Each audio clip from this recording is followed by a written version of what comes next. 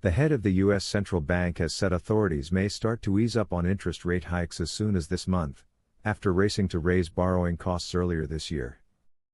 The Federal Reserve has made 4 hefty 0.75 percentage point rises since June in a bid to curb inflation, which is the rate at which consumer prices rise.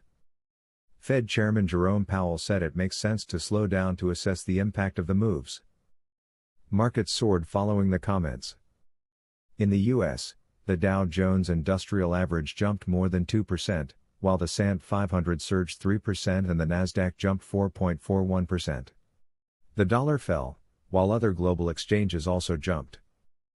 The U.S. has been driving a global shift, as central banks raise interest rates sharply after years of low borrowing costs, to try to slow down rising prices. The Fed's key interest rate has jumped from near zero in March to more than 3.8%, its highest rate since January 2008. By raising interest rates, authorities make it more expensive to borrow money, aiming to cool demand for big-ticket items such as cars, homes and ease inflation, which is currently near its highest for 40 years. In the U.S., higher borrowing costs have already hit sectors such as housing, where home sales have slowed sharply. But it typically takes months for the impact of the moves to be absorbed. Analysts have warned that the Fed risks triggering a severe economic slowdown that would cast millions out of work. That is because when economies shrink, businesses make less money, meaning they can end up making cuts to workforces. The full effects of our rapid tightening so far are yet to be felt, Mr. Powell said in his speech on Wednesday. Thus, it makes sense to moderate the pace of our rate increases.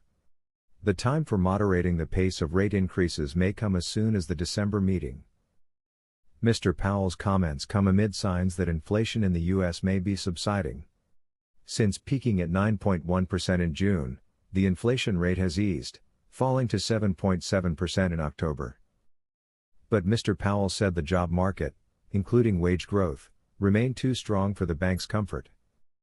Despite some promising developments, we have a long way to go in restoring price stability, he said, warning that the Fed still plans to raise rates, albeit at a slower pace.